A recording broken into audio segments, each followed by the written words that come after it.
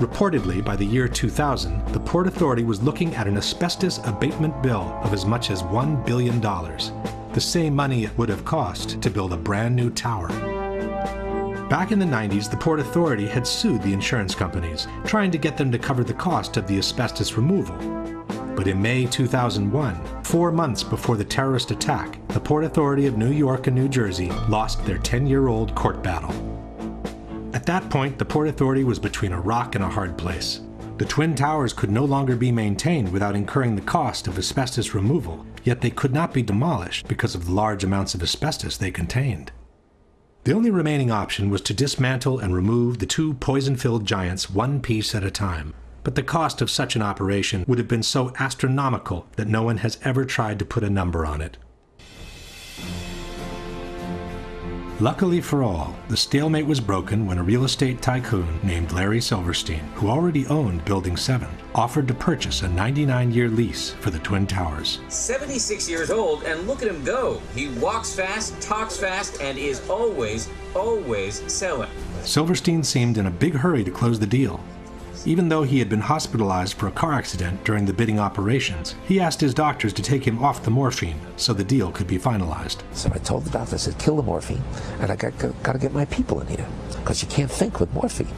So they let the morphine run down. The pain was terrible, but I brought everybody together, and that's when we framed our best and final bid. On July 24, 2001, Larry Silverstein celebrated the acquisition of the Twin Towers with a public ceremony. Silverstein signed the lease on the World Trade Center just 6 weeks before 9/11. He then took out an insurance policy covering the Twin Towers for $3.2 billion in case of total destruction.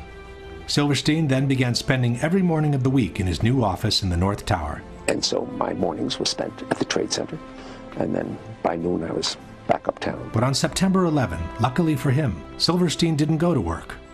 Even though he had already scheduled a business meeting in the North Tower, he found out that his wife had made an appointment for him at the dermatologist. The morning of September 11th, Silverstein was scheduled to have breakfast at the restaurant at the top of the North Tower. He canceled at the last minute at the insistence of his wife, Clara, who wanted him to go see his dermatologist.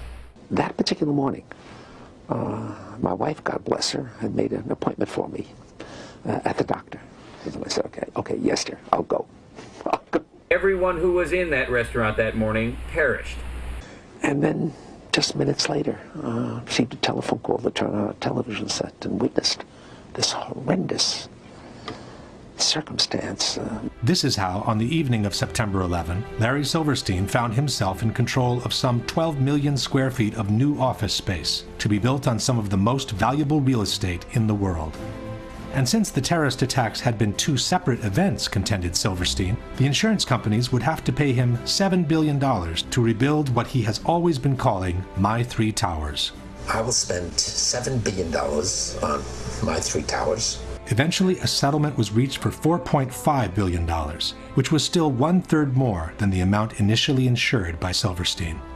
And since on September 11, due to the terrorist attacks, Building 7 had also been destroyed, Silverstein received another $800 million to rebuild a skyscraper that had originally cost $400 million. It's a much more beautiful building. It's a glass facade, allows the light to come into the space. The views on four sides are phenomenal, and the space looks magnificent. In the meantime, all the asbestos from the Twin Towers has been inhaled by the citizens of downtown Manhattan, and especially by the first responders and volunteers who worked at Ground Zero, who are now being decimated by mesothelioma and other pulmonary diseases.